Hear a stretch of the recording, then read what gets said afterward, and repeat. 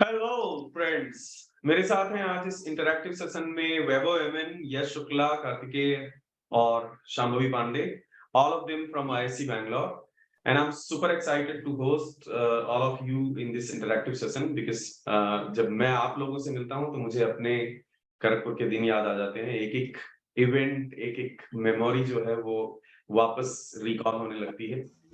What fantastic days they were. बहुत मजे किए हमने 2 साल, and I am pretty sure कि आप सब भी मजे कर रहे होंगे। आज का जो थीम है वो यही है कि how is your life at IIC Bangalore, तो उसके बारे में बात करेंगे। Let's get this going. सबसे पहले मैं जानना चाहूंगा आप लोग कहाँ से हो और इंजीनियरिंग कहाँ से हुई आपकी? सो मेरा नाम कार्तिकेय भारद्वाज है एंड मैं एक्चुअली आंध्रा से बिलोंग करता हूँ and I have did my engineering from VNIT Nagpur, NIT Nagpur. Great. मेरा नाम यश शुक्ला है एंड मैं जबलपुर से हूँ एंड मैंने अपना बीटेक जबलपुर के ही college Shri Ram institute of technology से किया हुआ है। Perfect. Vaibhav? Sir, this is Vaibhav. I am from Mysore. I did my bachelor's in RV College of Engineering from Bangalore. Perfect, great. Shambhavi? Hello sir.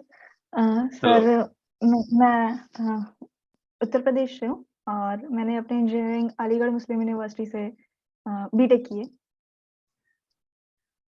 Perfect. तो ये this one like one thing मुझे तो surprise नहीं है because I know the background, but one thing that the audience must think about, क्योंकि आप तीन तो एक ही फ्रेम में बैठे हुए हो, तो it seems like you have great bonding. IIC Bangalore में जाकर what is that one thing that United all of you कि आप एक फ्रेम में बैठे हुए हो आईआईसी बैंगलोर में, जबकि you are from Jabalpur, you are from Andhra Pradesh, you are from Mysore and you are from UP. Sir इसको मैं आंसर ऐसा करूंगा कि जो कि जब हम लोग का सबका सिलेक्शन हुआ था तो क्या कहते हैं, हम एक दूसरे को जब जानते किसी को नहीं थे, कभी जब बात नहीं हुआ था क्योंकि मोस्ट ऑफ टाइम क्लासेस जो है आपके देखते भी थे, तब हम जनरली चैट में इतना एक्टिव रहते नहीं थे। हालांकि कार्तिकेय रहता था तो हमको इसके बारे में पता था, ये पाइसपिनर नाम के एक यूजर नेम से हमेशा लॉग इन करता था। तो इसको मैं इसका नेम, इसको ओरिजिनल नेम मुझे इसका नहीं मालूम था। सो व्हेन जब हम लोग यहाँ पे आए तब हम लोग जैसे लिस्ट में नाम देखा था हम लोगों ने, तब हम लोग दूसरे कांटेक्ट में आए थे, तब हम लोग को पता लगा कि हम सब आपसे ही ऑलरेडी पढ़े हुए थे। तो वो एक पॉइंट था कि हमको पता लगा ऑलरेडी इंस्टेंट कनेक्शन आ गया था कि we already know each other in some other terms. हम एक ही सर से पढ़ रहे थे तो हम लोग को पता था कि सर से क्या डिस्कशन हो रहा था क्लासेस में। तो हम लोग को वहां से डिस्कशन स्टार्ट हो गया था कि सर ने ये किया था, जैसे आप कई भी क्लास में मैनर चीजें बताते थे तो उसके बारे में भी हम लोग कई बार डिस्कशन होता था। तो वहां से सर हम लोग का एक वो बॉन्डिंग स्टार्ट हो गया था। तो जब ऐसे हम लोग फर्स्ट डे थे तो हम लोग का ग्रुप एक ऐसा था कि सर जो हम लोग पहले से दूसरे को फील कर रहे थे कि जानते हैं ऑलरेडी एक दूसरे को। शॉर्ट में हमारा इसका आप ही कैटलिस्ट थे sir. Yes sir. Common bonding, common factor is DDR. Yes sir, DDR है। ऐसे ही हमारे साथ प्लेसमेंट में हुआ था जब हम आईआईटी खड़गपुर से एक कंपनी थी, supply chain management company, JDA software, उसमें प्लेस होके गए। तो हमें कुछ नहीं पता था। वहां जाने के बाद जब इंडक्शन प्रोग्राम था तो उसमें इंटरेक्शन में, अच्छा तुम भी केजीपी से हो, कभी दिखे नहीं? अच्छा मैं भी केजीपी से हूँ। तो वहां जो केजीपीएंस की बॉन्डिंग हुई ना, वो है ना कि आप जैसे कई बार कहते हैं कि आप यूपी से हो तो शायद यूपी में एक दूसरे को आप मारोगे और लड़ोगे, लेकिन मुंबई में अगर कोई किसी के साथ मिलेगा तो it's another level of bonding. तो I am glad and I am super proud of all of you that आप सब एक साथ एक जगह पर हो and you have developed such great bonding. Moving on to the next question, आपका डीडीआर बैचेस के साथ, क्योंकि आप सभी का एक वो कॉमन बैकग्राउंड है कि आपने डीडीआर बैचेस में रहकर गेट की प्रिपरेशन की। What's your experience with DDR batches and how do you think it would have been different had you prepared from some other institute? आपने गेट की प्रिपरेशन कहीं और से की होती, किसी और बैच में की होती या कहीं और से की होती, तो कैसे वो डिफरेंट होता? सर मैंने आपको फर्स्ट टाइम जब मैंने आपको ज्वाइन किया था, इट वाज आई थिंक जुलाई और अगस्त इन 2020, it was lockdown time and मेरे साथ कुछ हेल्थ इश्यूज भी थे जिस वजह से मेरे को ऑनलाइन मानना जरूरी हो गया था उस टाइम। सो मेरे को याद है अच्छे से, जब मैंने फर्स्ट टाइम आपसे मैंने कांटेक्ट किया था, मैंने आपको मैसेज किया था, तो कुछ एक्सपीरियंस मेरा अजीब टाइप का था उस टाइम। मेरे को फर्स्ट टाइम मैं आपसे मैंने मैसेज करके बात किया था तब, तो आप तो बहुत सपोर्टिव थे। तब मेरे को एक फील हुआ कि हाँ सर से को कनेक्शन आ रहा है मेरे को, जब आपसे मैंने फर्स्ट टाइम आपसे मैंने बात करी थी। एंड जैसे ही मैंने आपका, मेरे को याद है कि मैंने सबसे पहले थर्मोडायनामिक्स पहले फिनिश ऑफ कर चुका था मैं ऑलरेडी, खुद से पढ़ के और कुछ जगह पढ़ा था मैंने जब। तो मेरे को सब स्टार्टिंग में स्टार्ट हुई थी सर स्ट्रेंथ ऑफ मटेरियल, जो मेरे को सब्जेक्ट पता था कि वो कभी यहाँ से ये सब्जेक्ट स्टार्ट करना है। तो जब मैं आपकी प्रोफाइल पे आया था तो आपके में सब्जेक्ट का नाम है मैकेनिक्स ऑफ सॉलिड्स देखा था। तो वहां से मुझे कुछ न्यूनेस लग रही थी कि ये टॉपिक, आई मीन ये कुछ अलग तरीके से है, ये क्या वही टॉपिक है कि क्या है, मुझे नहीं पता था। तो आउट ऑफ क्यूरियोसिटी मैंने पहला लेक्चर खोला, तो पहले लेक्चर में आपने क्लियर बता दी क्या डिस्टिंक्शन होता है engineering mechanics, solid mechanics and fluid mechanics में। तो वहां से मेरे को फील हो गया था कि सर कि यही मेरे को ये करना था, मतलब ऐसे क्लियरिटी पॉइंट्स चाहिए थे मुझे। और जो नोट्स रहते हैं सर वो बहुत स्ट्रक्चर्ड थे, क्योंकि मुझे स्ट्रक्चर नोट्स की सबसे ज्यादा जरूरत थी उस टाइम। क्योंकि मोस्ट ऑफ द टाइम मेरे को याद है, इससे पहले मैंने थोड़ा ट्राई किया था सॉलिड मैकेनिक्स पढ़ने के लिए, तब एक बार पढ़ने का मेरे को ये आइडिया भी नहीं था कि एसएफडी बीएमडी ये सब क्या होता है, I was not getting any idea of it. तो जब आपसे पढ़ा तब पता चला था कि बेसिकली उसके पीछे का जो आइडिया है वो वही है कि loads, internal forces and deflection. और यही चीज हम चारों टाइप के लोड्स में देख लेते हैं, axial load, torsional load, bending and shear. तो जब इस तरीके का आपने इसको तरीके से रिलेट किया था, वहां मेरे को सर पूरा क्लियर हो गया था कि अब तो सिर्फ सॉलिड मैकेनिक्स सारे सब्जेक्ट से आपसे पढ़ने हैं। तो आपसे पता लगा कि आप सारे पढ़ा ही रहे हैं, तो मेरे को तो नो डाउट वहां से कि मेरे को कंटिन्यू करना ही था। एंड क्लासेस एक्सपीरियंस बहुत अच्छा था। आई थिंक ऐसी कोई सिमिलर एक्सपीरियंस इन लोग का भी होगा sir. So, and anything you want to add about fluid and thermal? Fluid में जैसा आप अलग तरीके से कराते हो पूरा, कि मछली के ऊपर आप फ्लूइड में वो पोटेंशियल फ्लो थ्योरी वगैरह लगा के जो करवाते हो, जो बहुत सारे इंटरव्यू में काम आया हम लोगों को। जैसा मैं बीटेक में था तो मेरा इंटरव्यू था कंपनी में, थर्मैक्स नाम की कंपनी, उसमें मैं ये जब बताया तो वो they were impressed कि yes they are seeing general phenomena in applying the concepts to general phenomena करके। तो वो एक अलग टाइप ऑफ एक्सपीरियंस था sir, which we loved it. Exactly. मुझे ऐसा लगता है कि competitive exams क्रैक करना should be the priority. But at the same time अगर हम सिर्फ competitive exams क्रैक करने के लिए एक robotic competitive aspirant machine बन जाएं, तो फिर life is not worth it. तो उस प्रोसेस को एंजॉय करना चाहिए, उसमें एप्लीकेशंस क्या हैं वो जानना चाहिए। That is the core of my teaching belief. And yes, I can see a potential teacher in you. I mean, the way you explain and the way you go into the background, I can surely see a potential teacher in you.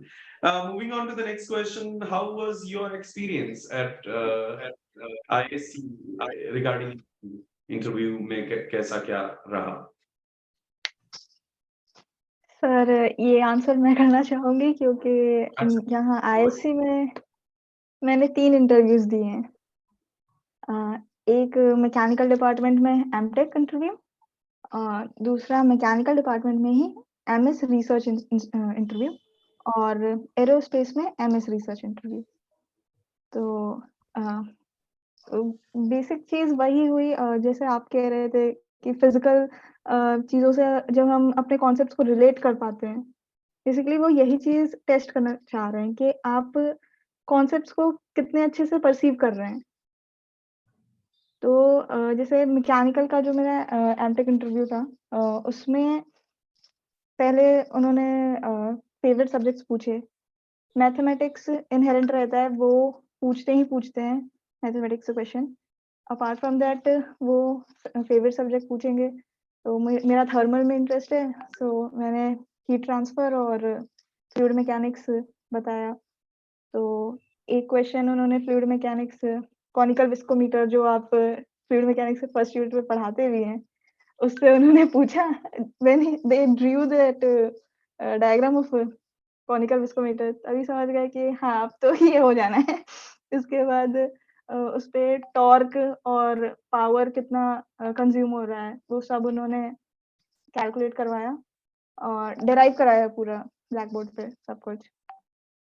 तो उसमें फिर वो minute वो एक-एक steps जैसे काफ़ी सारे steps ऐसे थे कि at the back of mind मैं वो कैलकुलेट कर रही थी। तो मैं सीधे-सीधे उसे लिख दिया मैंने। तो उन्होंने कहा नहीं, इलैबोरेट इट। तुमने एलिमेंट कैसे लिया है, सब कुछ डिपिक्ट करो डायग्राम में। यू हैव इनफ टाइम और स्पेस बिल्कुल डिपिक्ट करो। वो हर माइन्यूट डिटेल को देखना चाह रहे थे वहाँ पे। तो एलिमेंट मैंने कैसे लिया, फिर मैं फ़ोर्स और स्ट्रेस कैसे विजुअलाइज़ कर रही हूँ, वो सब उन्होंने पूछा। इसके बाद लिमिट्स कैसे ले रही हूँ, एक-एक चीज़ अ, वो जान रहे थे, परख रहे थे। तो जब ग्रास्प अच्छा है कॉन्सेप्ट पे, आप बिल्कुल आपको ये नहीं याद है कि हाँ, टॉर्क कितना आ गया, मेरे को एक्सप्रेशन याद है, वो सारी चीज़ें नहीं। बिल्कुल आप कैसे उसे डिराइव कर रहे हैं, वो प्रोसेस को इवैल्यूएट कर रहे होते हैं। लेट्स से कहीं गड़बड़ भी हो गई, they are very helpful in that case. वो हिंट देते जाएँगे, पर प्रोसेस में आपको कभी गलती नहीं करनी है। तो फिर एक क्वेश्चन मैथमेटिक्स से उन्होंने पूछा, ऑयलर्स थ्योरम जो होमोजेनियस फंक्शन के लिए यूज़ होता है। तो सबसे पहले तो उन्होंने फंक्शन लिख दिया, फिर फर्स्ट ऑर्डर और सेकंड ऑर्डर फंक्शन। फिर पूछा कि एक्सप्रेशन जो ऑयलर्स थ्योरम से आएगी, वो इन्विसार्ज करो। तो वो ऑल्दो मुझे याद नहीं था, उस समय नहीं याद था। मैंने बता दिया जो भी मुझे सही लगा, फिर उन्होंने कहा ठीक है अब इसे डिराइव कर दो। तो डेरिवेशन मेरा बिल्कुल परफेक्ट था। पूरी डेरिवेशन फर्स्ट ऑर्डर के लिए भी और सेकंड ऑर्डर एक्सप्रेशन के लिए भी कर दिए, तो वो परफेक्ट गया। तो बस हार्डली 12 टू 15 मिनट्स का इंटरव्यू हुआ था ये वाला, एमटेक वाला। तो तो इसका वेटेज 30% था, 70% वो गेट वेटेज रख रहे थे, गेट स्कोर। फिर ऐसे एमटेक के इंटरव्यू थोड़े शॉर्ट रहते हैं, 10 से 15 मिनट्स। एमएस इंटरव्यू बहुत एंगेजिंग रहते हैं, they can go beyond 30 minutes. तो वहाँ पे काफ़ी इन डेप्थ कॉन्सेप्ट्स वो चेक करते हैं और बहुत टाइम मिलता है, मतलब कोई भी हरी में नहीं रहता, ना वो, ना आपको रहने की ज़रूरत है। टेक योर टाइम, गलतियाँ ना करें, बिल्कुल कॉन्सेप्ट्स पे पकड़ अच्छी होनी चाहिए। बहुत डेप्थ में पूछते हैं वहाँ पे। तो जैसे कि मैकेनिकल एमएस में मुझसे स्टेबिलिटी ऑफ शिप जो बायनेंसी इफेक्ट और मेटा सेंटर वाला कॉन्सेप्ट होता है, उस पे क्वेश्चन पूछे थे। इसके बाद हीट कंडक्शन जनरली हम 1D या फिर लम्प्ड हीट ट्रांसफर मॉडल उसमें पढ़ते हैं। ये कंबाइंड पूछा था इन्होंने, स्पेस एंड टाइम वेरिएंट दोनों था उसमें। तो थोड़ा-सा मैंने बुक रीडिंग भी की थी, तो आइडिया था मुझे उसका कि कैसे प्रोग्रेस करते हैं उसमें। तो वो मैंने डिपिक्ट किया। फिर उन्होंने एक साइनसॉइडल टेम्परेचर वेरिएशन बना दिया इनिशियल स्टेट पे। अब वो ये जानना चाह रहे थे कि नेक्स्ट स्टेज पे क्या होगा? Next profile, temperature profile after some time क्या होगी? तो जब हीट कंडक्शन का मैकेनिज़्म समझ में आता है, तो फिर उसे आप प्रेडिक्ट कर सकते हैं। ऑल्दो वो थोड़ा हिंट देते हैं। तो इक्वेशन भी डिराइव किया, फिर टेम्परेचर प्रोफाइल भी प्रेडिक्ट की। तो उस पे बेस्ड था ये। और बायोन्सी से रिलेटेड थोड़े और कोई कॉन्सेप्ट्स उन्होंने पूछे थे। तो ऐसा रहा था एमएस मैकेनिकल। एरोस्पेस मैकेनिकल का भी वहाँ पे 4 डिविजन्स हैं, propulsion, एरोडायनामिक्स, कंट्रोल और स्ट्रक्चर। तो मैंने एरोडायनामिक्स चूज़ किया था। तो वहाँ पे वो वही फ्लूइड मैकेनिक्स और हीट ट्रांसफर इनके क्वेश्चंस ज़्यादा पूछते हैं। तो इंटरनल फ्लो में वेलोसिटी प्रोफाइल ड्रॉ कराए, उसके बाद स्ट्रीमलाइन कैसे डेविएट होगी, क्यों होगी, सब पूछते हैं। वो फिर डेवलप्ड ज़ोन अ, डेवलपिंग ज़ोन, उनमें क्या फिनोमेना होंगे, कैसे प्रोफाइल्स होंगी, सब कुछ वहाँ से पूछते हैं। फिर फ्लो रेट अलग-अलग सेक्शन पे निकलवाया, डेवलप्ड ज़ोन में, डेवलपिंग ज़ोन में, दोनों में। इसके बाद वहाँ भी वो हीट कंडक्शन ऐसे एक सॉलिड स्लैब था, उसमें बाउंड्री कंडीशंस उन्होंने दिया, फिर वो भी टाइम और स्पेस वेरिएंट था। तो वो वो उन्होंने पूरा एक्सप्रेशन पूरा सॉल्व, मुझे नहीं पता था पूरा सॉल्यूशन, क्योंकि उसमें फूरियर ट्रांसफॉर्म भी आगे इन्वॉल्व होता है, नहीं पता था कि कैसे होगा, but they were checking the process कि ये समझ पा रही, गवर्निंग इक्वेशन लगाना जानती है, इसके बाद बाउंड्री कंडीशन लगाना जानती है या नहीं, वो जो प्रोसेस है, उससे अवेयर है या नहीं। उस चीज़ को उन्होंने मतलब एग्जामिन किया बस और ऐसा ही था यहाँ पे इंटरव्यू। परफेक्ट। तो मुझे लगता है की टेक अवेज लर्नर्स के लिए यही है। पहला कि आप कंसेप्ट्स की डेप्थ में जाएं। अगर आपको लगता है कि फार्मूलाज या शॉर्टकट्स या ट्रिक्स पढ़ के कुछ ऐसा हासिल हो जाएगा, तो इंटरव्यूज में खासकर वहां से दाल नहीं निकलने वाली। कंसेप्ट्स की डेप्थ में जाएं। दूसरा, एप्लीकेशंस, जैसे मुझे याद है कॉर्नफ्लेट विस्कोमीटर का सॉल्यूशन सब पूछते पूछते परेशान हो जाते थे। मैं नहीं बताता था कि नहीं, ये मैंने डीपीपी में दिया है और ये खुद से करो। इसमें कैसे डिफरेंशियल एलिमेंट सेलेक्ट करेंगे, that you will have to struggle. Sir इसमें मैं थोड़ा वो ऐड करना चाहूंगा, क्योंकि मैंने भी तीनों इंटरव्यू दिए थे। तो अच्छा। बेसिकली ये जो एमटेक का मैकेनिकल और एरोस्पेस में जो इंटरव्यू होती है वो बेसिकली एमटेक और पीएचडी के लिए होती है। बाकी एरोस्पेस का एमटेक डायरेक्टली थ्रू गेट्स पर होता है। तो हमारा जो अभी एमटेक का इंटरव्यू था उसमें जो लोग ये चेक कर रहे थे कि आप कॉन्सेप्ट कैसे लगा पा रहे हो। बस जब एरोस्पेस का ये जो एमटेक रिसर्च या पीएचडी का इंटरव्यू जब मैं आता हूँ ना, तो उसमें क्या होता है, मेरा एक छोटा एग्जांपल देता हूँ मैं, कि उन्होंने बोल दिया पाइप फ्लो में प्रोफाइल बना दो। मैंने वगैरह उनको सब एक्सप्लेन करके बना दिया। लिखते लिखते मेरा गलती से मार्कर पे वो हाथ लग गया।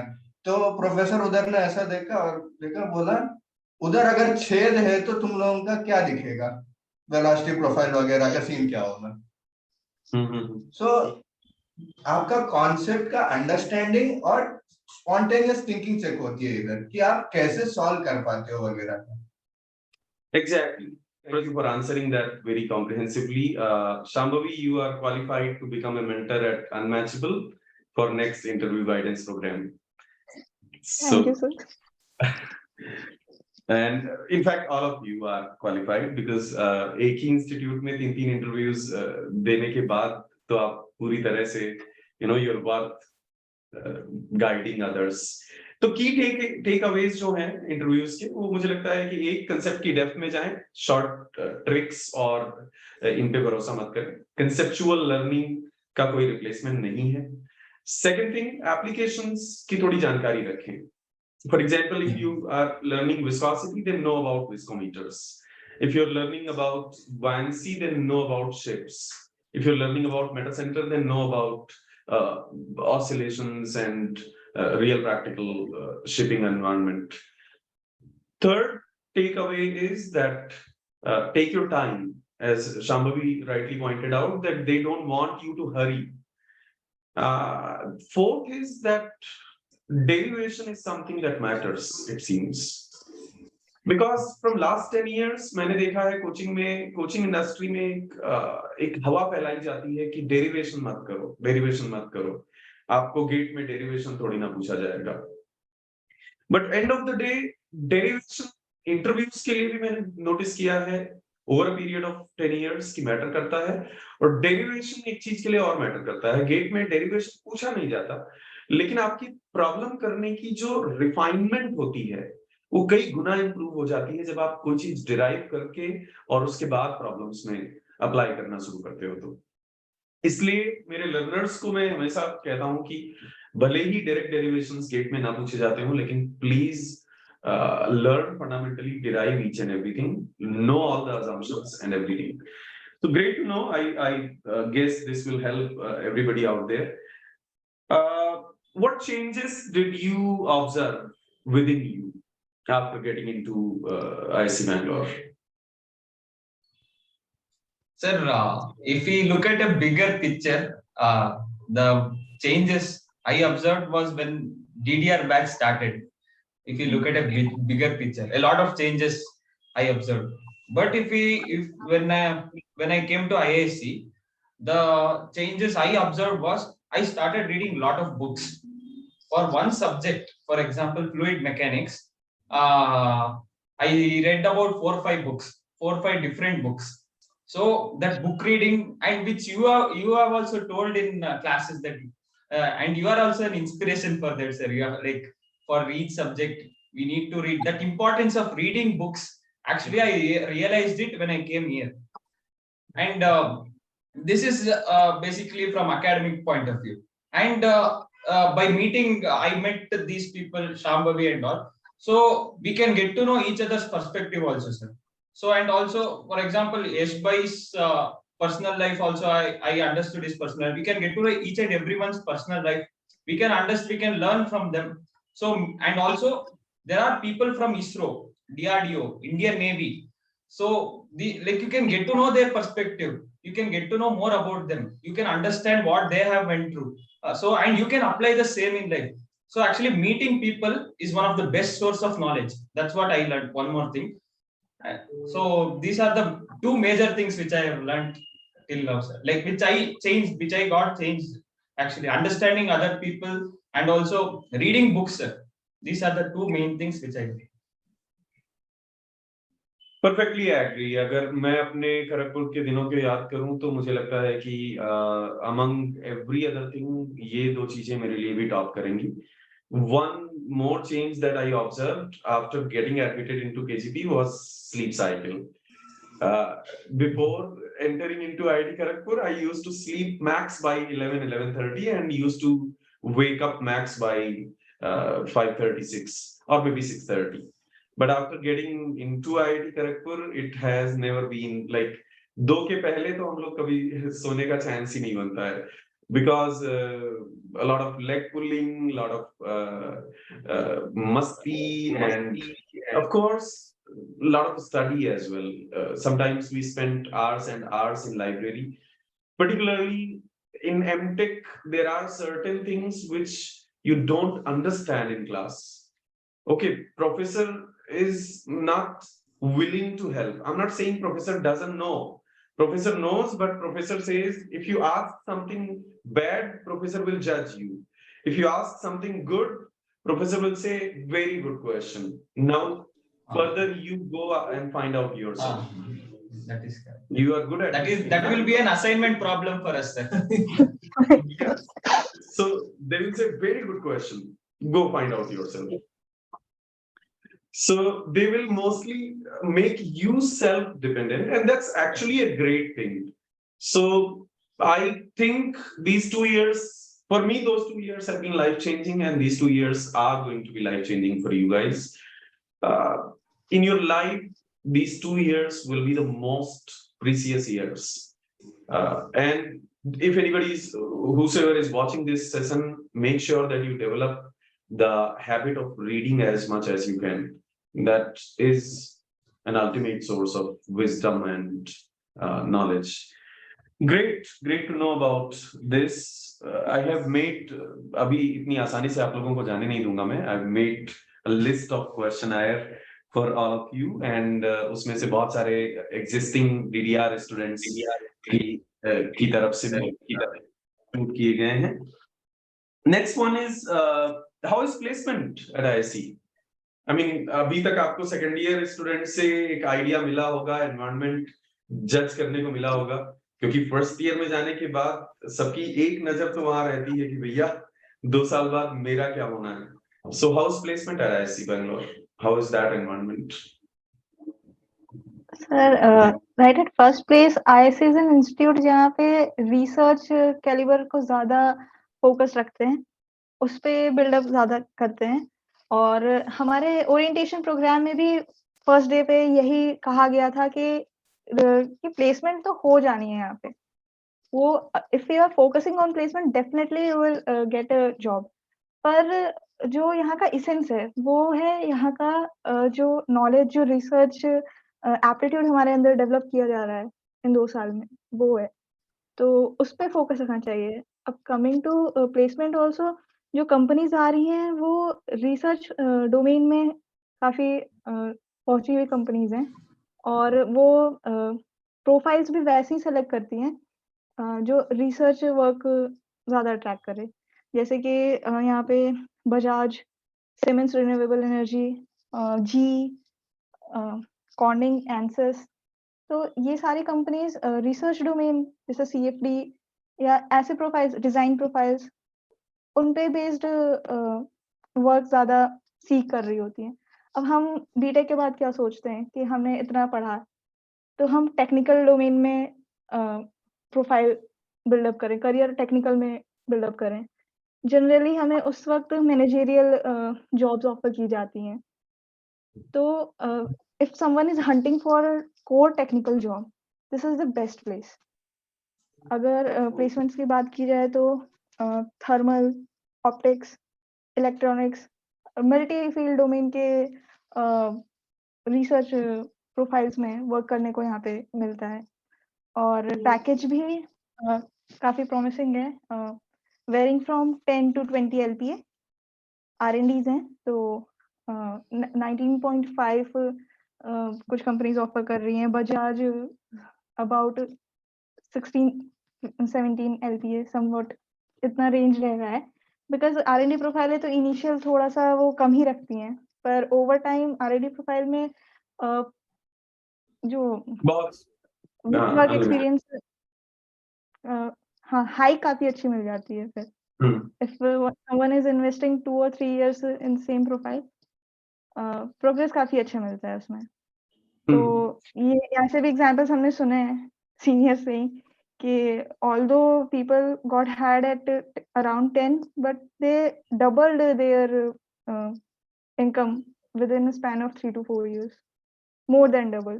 सो ऐसा हो मतलब पॉसिबल है।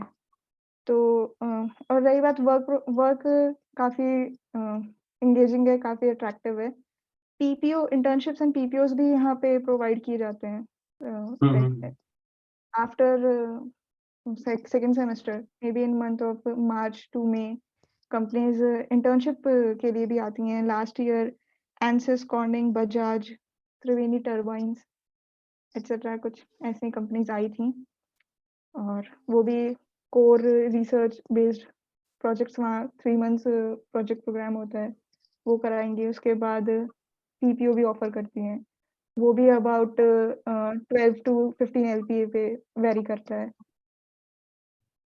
ग्रेट। तो going by your answer, I think वैसे मेरा पर्सनल एक्सपीरियंस भी आईटी खड़गपुर में बहुत अच्छा रहा था इस बारे में। जो बाहर एक तरह की रूमर मॉन्गरिंग की जाती है दैट अरे आईआईटी से एमटेक करने के बाद भी तो कुछ नहीं हो रहा लोगों का, that rumour mongering is, I don't know from where it gets initiated, क्योंकि मैंने खड़गपुर में जाके I observed that if you have potential, you have like unlimited opportunities। आपको even आप तो बहुत अच्छी न्यूज दे रहे हो शांभवी की, वहां पर कोर टेक्निकल के इतने सारे अपॉर्चुनिटीज अवेलेबल हैं। But I want to add into this कि मोस्ट ऑफ द आईआईटीज में if you are from technical and still you want to go into managerial or software sector jobs, corporate jobs, those channels are also available. I mean, nobody is denying you not to appear in, let's say, if TCS has come or Accenture has come, and they are same हाँ same environment यहाँ भी है। मेरा focus core technical में ज़्यादा है, तो मैंने वो ज़्यादा एक्सप्लोर किया। बट मैंने सुना है कि यहाँ पे ऐसा कोई हर्डल नहीं है कि आप पर्टिकुलर डोमेन, कोई कंपनी पर्टिकुलर डोमेन में ही हंट कर रही है। प्लेसमेंट सबके लिए ओपन है। सो इवन हमारे डिवीजन में इलेक्ट्रिकल वाले बैठ रहे हैं, मैकेनिकल की कंपनीज में इलेक्ट्रिकल वाले बैठ रहे हैं और वो ले जा रहे हैं जॉब ऐसा भी हो रहा है। और मैकेनिकल वाले भी डेटा साइंस की जॉब क्रैक कर रहे हैं। अभी मैथवर्क्स से मैंने सुना था, वहाँ भी काफ़ी ह्यूज पैकेज मिला है लोगों को। ये तो बताएं। हाँ, Yes, वो but डेविएशन यहाँ also भी है। Benz आई थी, बेंज कंपनी आई थी, मर्सिडीज बेंज। उसमें मेरा जो रूम के बाजू में जो नेबर रहता है ना, उनको कुछ 22 lakhs वगैरह का पैकेज लगा था। He is from nano technology but he has got a job in AI ML related thing. So cross branch भी वी कैन अपीयर उसका कोई। I have seen it. मेरा आईआईटी खड़गपुर में जो रूममेट था उसका एमटेक था इंफ्रास्ट्रक्चर डिजाइन एंड मैनेजमेंट में। Now his branch is, I repeat, infrastructure design and management, and he got placed and willingly got placed in HSBC, banking, finance sector। तो कई बार ऐसा होता है कि आप करते हुए ऑब्जर्व करते हो कि आपके अंदर कुछ किसी और सेक्टर को लेकर पोटेंशियल है, तो those things are open and usually मैंने देखा है finance and software and managerial वाली जो positions होती हैं they generally keep it open for all. They are not restricting कि come let's see जिसमें दम है लेकर जाएगा. Great to see such a positive environment for placement there. Coming to the next question, and this question is very close to my heart. क्योंकि once again जब मैं आप लोगों को देखता हूं तो मुझे अपने दिन याद आ जाते हैं. रात को 1 बजे हम लोग साइकिल उठाते थे और रात को 1-1:30 बजे के बाद 2 बजे तक कैंटीन्स बंद होने लगती थी. लेकिन केजीबी के गेट पर एक छेदीस करके एक स्टॉल है. उसका कुछ शायद पता नहीं, मैंने वेरीफाई नहीं किया है, लेकिन शायद उसका गिनीज बुक में भी नाम है कि उसने एक इंदिरा जी ने जब इमरजेंसी लगाई थी उस दिन के अलावा वो कभी बंद नहीं हुआ है. Not a single day that stall has been shut down or closed.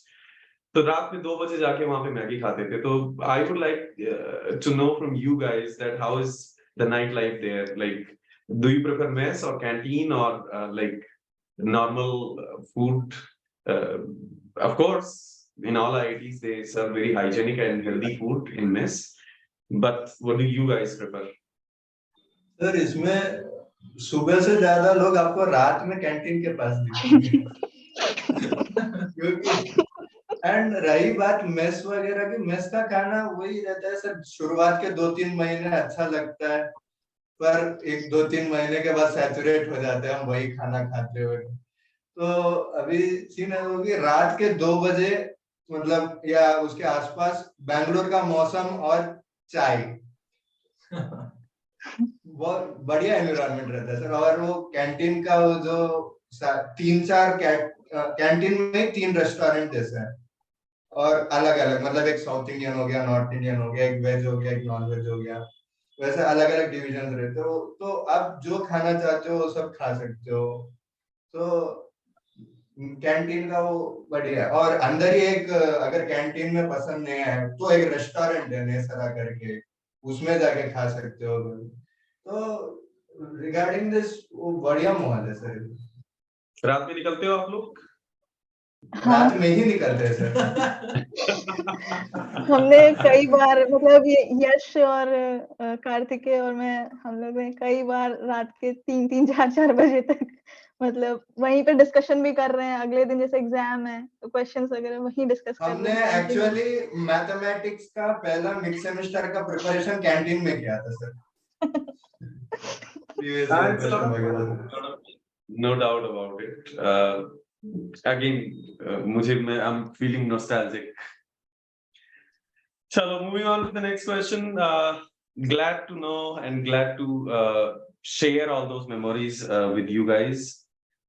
एक क्वेश्चन जो बहुत सारे स्टूडेंट्स भी चाहते हैं कि आंसर किया जाए वो ये कि हाउ मैनेजेबल इट इज. अगर मान लो ऐसी, जैसे आप लोग ऐसी बैंगलोर में हो, मिड सेम है, असाइनमेंट्स हैं, क्लास का लोड है, लैब का लोड है.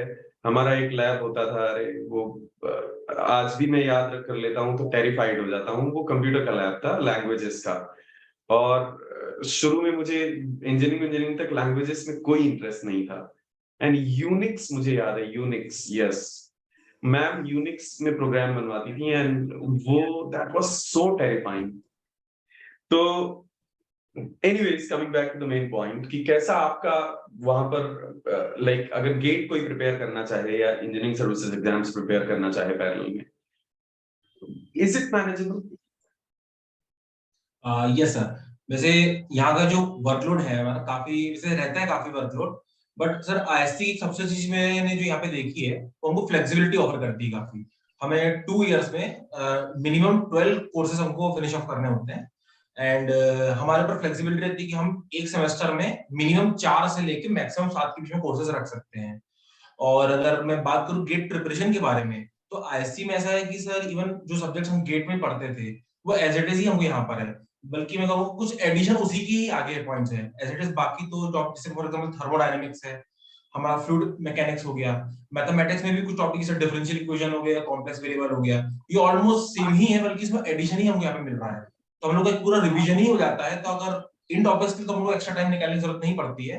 And most of the students के लिए तो सर थर्ड सेमेस्टर तक सारे कोर्सेज फिनिश ऑफ हो ही जाते हैं, बल्कि थर्ड सेमेस्टर में इतना लोड भी नहीं रहता, जबकि शायद मैक्सिमम 2 या 3 कोर्सेज ही रहेंगे हमारे पास, और हमारे प्रोजेक्ट वर्क रहते हैं, तो इतना टाइम तो मिल सकता है कि अगर हम थर्ड सेमेस्टर तक इसकी प्रैक्टिस कर सकते हैं आराम से। तो ऐसा भी नहीं है कि मैनेज नहीं हो सकता है मैनेज, बट आपको इनिशियली आपको राइट टाइम पे राइट चीज को फोकस रखना पड़ेगा। तो आपको जब यहाँ आपको मैनेजमेंट आ गया, एक फ्लो भी आप ले लेंगे अपना उसका, तो आप फ्लो में रहेंगे तो फिर इतनी दिक्कत नहीं होती किसी चीज को मैनेज करने में। पर्टिकुलरली गिवन दैट कि अगर आप आईएससी में एंटर कर गए हैं तो जाहिर सी बात है आपकी एक पहले से फाउंडेशन बहुत स्ट्रांग होगी, तो एक ठीक ठाक लेवल पर प्रिपरेशन आपकी है ही पहले से, उसको बस रिफाइन करना है, प्रैक्टिस की जरूरत है ना। दैट्स इवन सर बल्कि मैं बोलूंगा कि अपने गेट प्रिपरेशन के कुछ जो नोट्स भी थे मेरे को आज भी वो हेल्पफुल लगते हैं। मैंने बल्कि आपका जो फ्लूइड मैकेनिक्स आपने जो नोट्स बनाए थे, मैंने आज उसको प्रिंट आउट करा के भी रखा हुआ अपने रूम पे, कभी भी मुझे कुछ रेफर करना होता है तो आज मैं उसी नोट्स को सबसे ज्यादा रेफर करता हूँ, तो उसमें कुछ टू द पॉइंट चीजें लिखी हुई आपको एक ओवरऑल पिक्चर मिल रही होती है। मेरा वो फ्लूइड डायनामिक्स का पहला मिड टर्म में वही हुआ था, ओपन बुक टेक्स्ट था, तो मैं आपका नोट्स लेके गया था उसमें, क्योंकि सारे चीजें एक जगह पे अच्छे से और डिटेल में लिखे थे, तो वही है कि मैनेज हो जाता है। Everything is nothing but the buildup of what we have studied. Exactly. So it's not like any, spontaneous thing. You have already accumulated in your last year preparation. So once you enter into that, मुझे लगता है, मतलब मैं अपनी तरफ से इसमें एक इनपुट ऐड करना चाहूंगा। मुझे लगता है कि when people expect too much into less time, that becomes a problem.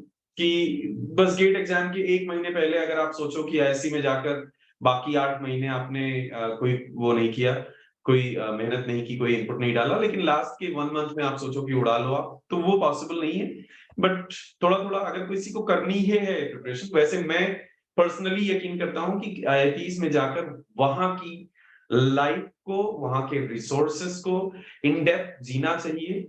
वहां जाकर भी अगर आपको गेट ही प्रिपेयर करना है तो फिर I completely agree with this point. I हाँ, completely agree with this point, क्योंकि मैंने ये यहाँ पे क्वेश्चन हाँ, यहाँ पे पर्सनल और प्रोफेशनल हर तरह की ग्रोथ के लिए बहुत अपॉर्चुनिटीज हैं, तो उनका फुल यूटिलाइजेशन करना चाहिए। तो वेरी ट्रू। I agree. मैंने भी खड़गपुर में जाने के बाद मेरे बहुत सारे फ्रेंड्स ने मोटिवेट किया इंजीनियरिंग सर्विसेज प्रिपेयर करते हैं। I said this was my dream, I came here, I live it for 2 years, no distractions, nothing, okay. And plus एक आपके पास वर्क है ऑलरेडी एमटेक का, उसके बाद एक वर्क में और आप खुद को इंडल्ज कर दो, तो फिर वहां की जो कैंपस लाइफ है उसको आप एंजॉय नहीं कर सकते। कैंपस लाइफ से याद आया दैट व्हाट्स मेमोरेबल, कुछ ऐसा मेमोरेबल हुआ आप लोगों के साथ 5-6 महीने में? मेमोरेबल तो पहला जब एडमिशन हो गया, हम इधर आए और मेन बिल्डिंग वगैरह के इतिहास वगैरह जाने, वो एक अलग फीलिंग है, क्योंकि हम जो उसको चाह रहे थे आज हम उधर हैं, तो it's a big memory. And जैसे कि रिगार्डिंग द इधर इंटरैक्टिव सेशंस जो होते हैं लोगों से, जैसे कि परसों इधर इसरो के डायरेक्टर सोमनाथ सर वगैरह आए थे, उनसे मिलके वगैरह बात करने पे, एंड परसों वो इंडो फ्रांस कॉन्फ्रेंस वगैरह भी चल रहा था, तो उसमें जो प्रोफेसर जैसे कि अपना सुमन चक्रवर्ती सर है वगैरह, इन सब लोगों से मिलके उनके आइडिया से उनके रिसर्च वगैरह जान के, एंड इधर के लैबोरेटरीज वगैरह एक्सप्लोर करके, जैसे कि मेरा ही लैबोरेटरी है, इट इज वन, नाम वगैरह पता नहीं ले सकता हो या नहीं, but it is related to hypersonic shockwave research, and it is the only laboratory in India which offers such facility, and it is one of the top 7 laboratories in the world. So ये सब जो चीजें हम जो चाहते हैं and वो आज हमको मिल रही है, तो it becomes a memory. These are some of the memorable things which I saw in the recent past 5 months. Great. I'm pretty sure you guys are going to build a lot of such memories in next couple of years, है ना, कि आप बहुत सारी अच्छी memories लेकर आगे जाओगे। So we are pretty much done.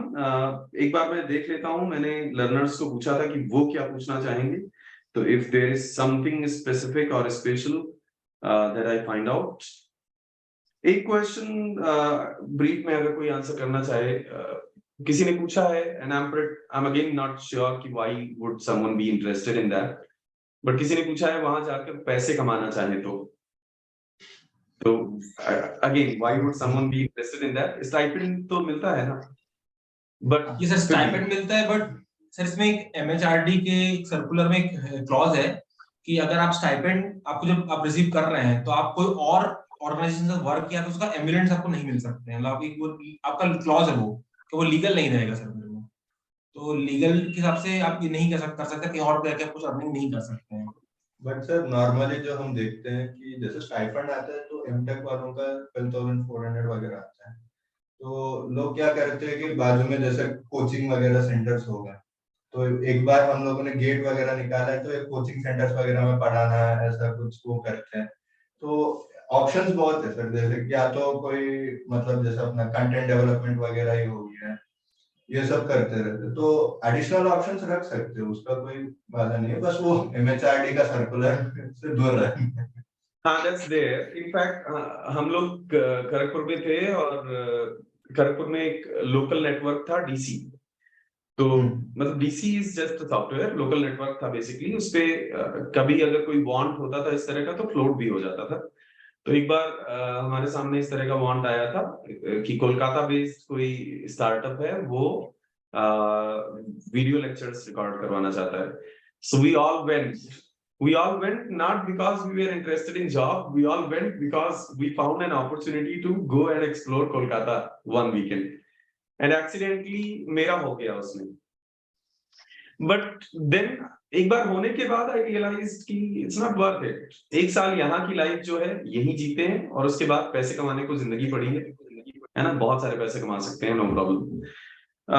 एक और क्वेश्चन ले, अगर किसी ने पूछा है कि लास्ट मंथ के इन प्रिपरेशन में इन दिनों में 60-70 डेज जो बचते हैं गेट के, 60-70 days remaining, how to balance revision, practice and tests in these 60-70 days for gate remaining. In fact, now even 80 days are remaining lagbhag. So how to balance between revision, practice and test, or what could be the right strategy? What did you guys do? अगर brief में आप बताना चाहें। Sir, the right strategy is first thing to make a timetable for each and every day. Every day they have to make a timetable. That is compulsory. Once you make a timetable, what you can do is you can allot certain schedule for revision. Maybe in the morning before you take a test, you can allot that schedule for revision. And then what I used to do is I used to allot initially for revision. Then I used to take the test. After test, I used to keep a separate hour on analysis, where I usually make mistakes, where are the chances, what is the accuracy, and most of the test series will show all those statistics. You can actually when you attempt test series, I think it's not maybe in these days what I have observed, including myself, I was in that state, people see all India ranks, which they should not do those things. So they have to see their own marks and why they are missing certain questions, where they are making mistakes. That's it for these last 2 months. And then after making analysis, they should note down which are the topics which they are not even able to attempt certain questions. Then they have to finish the topic. Maybe they can take 2 days. So they have to immediately get over with it. Then tomorrow, the next day, next day they can do it for the other topic. Likewise, after completing one cycle, they have to go over it again, so that they are in touch with the previous ones. So once you complete, for instance, friction in engineering mechanics, after there might be certain mistakes in friction. So after completing, after knowing everything, like getting to know everything, once again after completing entire gate syllabus and attempting, then again they have to do that, so that they will remember the same, like whether they have improved or not. They have to go it on cycle. It's basically cyclic revision, or they say generally.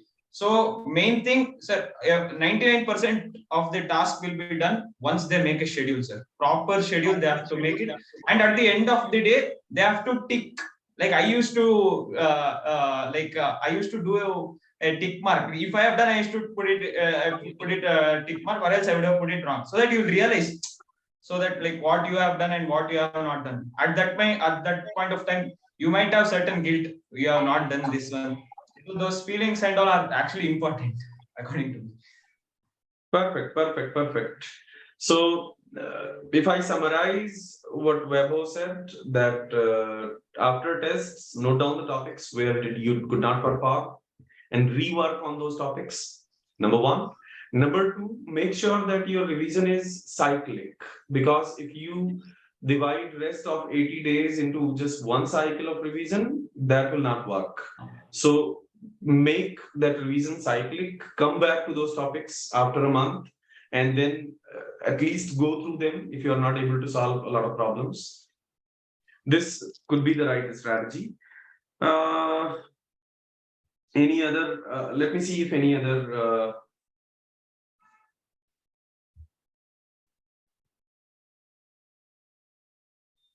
I think जितने questions हम लोगों ने discuss किए हैं उसमें मोर और less जो students ने रेज किए हैं वो कवर ही हो गए। एक स्टूडेंट ने पूछा है कि वहां जाकर भी डीडीआर बैचेस के जैसे घिसाई ही चल रही है या फिर कुछ एंजॉय भी कर पा रहे हैं, तो ये आंसर कर दो प्लीज कि यहाँ जैसे एक्चुअली चल रही थी डीडीआर बैचेस में वैसे ही वहां भी घिसाई चल रही है या फिर you are enjoying life? Sir वो घिसाई पसंद आती है, उस समय भी पसंद थी और आज भी जो हो रही है वो पसंद है। मतलब मुझे तो हमेशा से यही सब चाहिए था, तो आई एम लिविंग दिस, मतलब मेरे लिए कोई ऐसा नेगेटिव चीज नहीं है ये, मुझे यही चाहिए था लाइफ में। सर एक्चुअली मैं भी इसमें ऐड ऑन करना चाहूंगा। इसमें मैं ये ऐड करना चाहूंगा, जैसे कई भी कुछ स्टूडेंट्स ने भी मेरे को क्वेश्चन यही पूछा था कि सर आपकी प्रैक्टिस शीट सॉल्व नहीं होती थी, तो मैंने उनको हमेशा यही आंसर दिया है कि सर कि जब भी प्रैक्टिस शीट आती थी जैसे ग्रुप पे कि सर मैं प्रैक्टिस शीट दी है सॉल्व करने के लिए, तो क्वेश्चन ऐसा नहीं है कि हमसे भी इजीली सॉल्व होते थे, ऐसा नहीं था। इनिशियली हमको भी लगता था कि इससे कहीं से सॉल्यूशन मिल जाएगा, क्योंकि पहली नेचुरल टेंडेंसी वही होती है इंसान की कि हमको सॉल्यूशन जल्दी से ढूंढे। बट जब हमने देखा कि सर आप हमको क्लियरली रिएक्ट करते थे कि मैं सॉल्यूशन नहीं बताऊंगा, आपको स्ट्रगल ही करके आंसर निकालना है। तो उसके बाद जब हम स्ट्रगल करते मतलब कई बार क्वेश्चन हुआ कि 1 से 2 घंटे भी गए हमारे, बट उसके बाद जाके हमको कुछ चीजों उस वक्त पॉइंट पे क्लिक हुई है, वो सर आज तक हमको याद है कि हम वहां पे गलती क्या करी थी, क्योंकि वो हम उसमें इतना ज्यादा इन्वॉल्व हुए उन क्वेश्चंस में, और उसके बाद हमको एक और अंदर से फील आता था कि सर कि जो हम सोचते क्वेश्चन नहीं हो सकते थे सॉल्व, हमने वो देखा कि हम वो क्वेश्चन भी सॉल्व कर पा रहे हैं, तो हमको इनिशियली लग रहा है कि हमसे हो ही नहीं सकते थे बिल्कुल क्वेश्चन सॉल्व, तो वहां से कॉन्फिडेंस बहुत बिल्डअप होता है उन क्वेश्चन से। सेम स्ट्रेटजी यहाँ भी हम अप्लाई करते हैं जब हमें असाइनमेंट्स मिलते हैं, क्योंकि वो कॉन्सेप्ट्स हमें क्लास में सिखाए जाते हैं पर असाइनमेंट्स बिल्कुल न्यू होते हैं, वो क्वेश्चंस हम कहीं किसी बुक में हंट करें बिल्कुल पॉसिबल नहीं है, हमें बिल्कुल फ्रेश थॉट उसे देना है। तो वो आदत डीडीआर से हमारे बिल्डअप हुई, तो हम वहाँ पैनिक नहीं करते हैं, हम कामली क्वेश्चंस को अप्रोच करते हैं डिफरेंट एंगल से। तो बहुत हेल्प डीडीआर की ट्रेनिंग का यहाँ पे बहुत हेल्प मिल रहा है। Great. बात आई, for me this is a very proud moment to hear that particular thing. I feel very satisfied as a teacher, as a mentor कि I could groom such students जिन पे proud feel किया जा सके, and I'm so glad to receive that feedback that that training is ultimately helping you. Great. वो उस शब्द को उन्होंने घिसाई बोला है, वो थोड़ी नेगेटिव लगती है, वो हमको नर्चरिंग बोलना चाहिए था, क्योंकि जो आपने नर्चर किया है उसने भी फन मोड में ही पूछा है, तो ही इज वेरी एंड इधर सर लोग सोचते हैं कि इधर आने के बाद लोग बस पढ़ते हैं, नहीं ऐसा नहीं, हम पढ़ाई अलग है पर हम खेलते कूदते सब करते हैं, जैसे मैं और ये जाके बैडमिंटन खेलते रोज और क्रिकेट कभी क्रिकेट वगैरह सब खेलते हैं। सो हर मतलब जो चीज जब करना है तब करनी चाहिए बस। Exactly. We even watched India-England semi-final match, which was unfortunate, but we watched it together.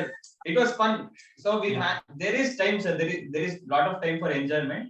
Exactly. So we have to balance things.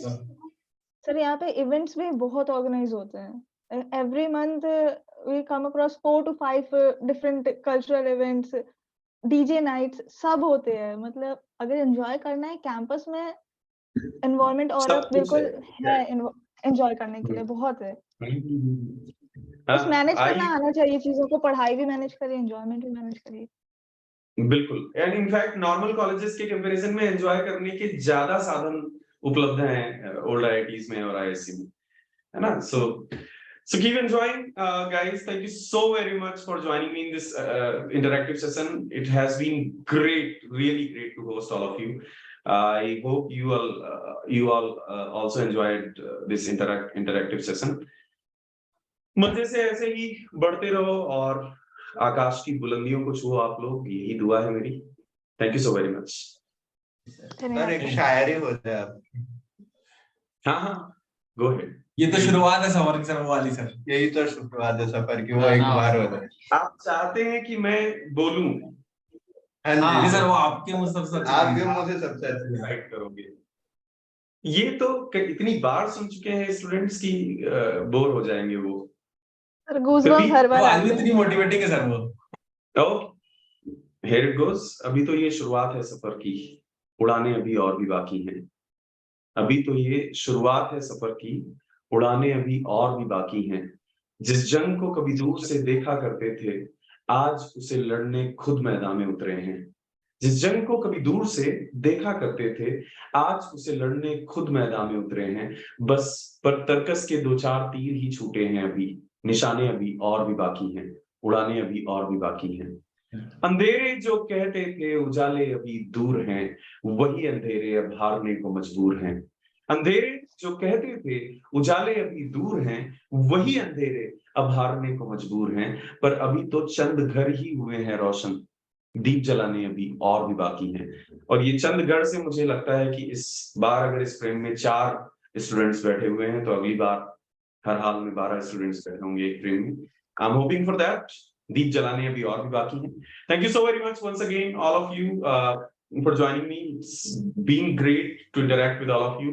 वैसे तो कॉल पे बात होती रहती है आप सबसे, but it's so lovely interacting in this session and knowing a lot of things about what's going on. All the very best for all your future endeavors. Keep shining.